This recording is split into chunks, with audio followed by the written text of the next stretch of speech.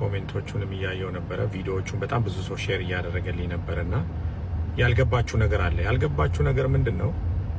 እኔ የምሰጠው ከሰራውት ላይ ነው። የራሴን ገንዘብ ነው የምሰጠው።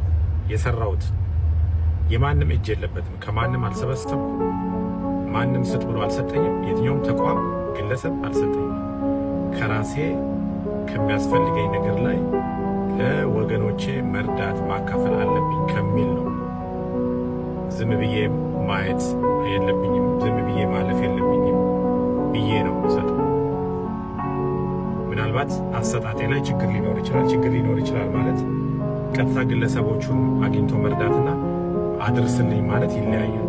ምናልባት አድራሾቹ ችግር ሊኖርባቸው ይችላል። እሱ በጊዜ ጉዳይ የሚታይ ይሆናል። ብዙ ኮምፕሌኖች ይኖራሉ፣ ብዙ ጥያቄዎች ይኖራሉ።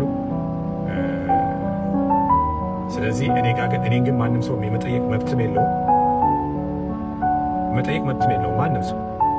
ማንም ሰው ማለት ነው እኔን የመጠየቅ መብትም የለውም።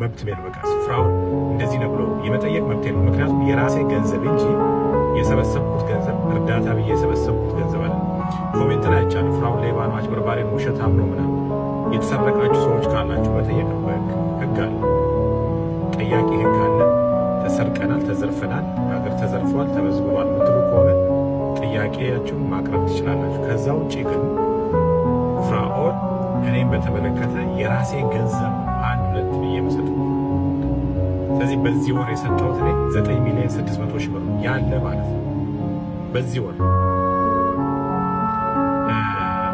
እንደገና ቃል ገብታ ሰጠን የማልሰጣቸው ሰዎች አሉ። በጣም ውሸት የተደራጁ ጥያቄያቸውን እኔ ልሰጥ ካልኩ በኋላ ውሸት ነው ማገኛቸውን አልሰጥም። የራሴ ገንዘብ አለመስጠት መብቴ ነው፣ መስጠት መብቴ ነው። ማንም ሰው ሊያስገድደኝ አይችልም።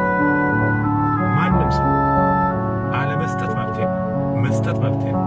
እንደፈለኩ ማድረግ ገንዘቤ ስለሆነ የራሴ ገንዘብ ማንም ሰው እኔን የመጠየቅ መብቴ ነው። ማንም ሰው ከዛ ውጪ አድርሱ ተብሎ ገንዘብ ያነሰባቸው የተቆራረጠባቸው ሰዎች አሉ፣ ይኖራሉ። የታዘብኳቸው ያየኋቸው ነገሮች አሉ። ትቼ በዝምታ ያለፍኳቸው ነገሮች አሉ።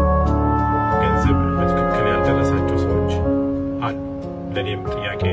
ለእኔም የነገሩኝ ሰዎች አሉ። እኔንም እንደዚህ የላክልኝ ይሄ ነው የደረሰኝ ይሄ ነው ያሉኝ ሰዎች አሉ።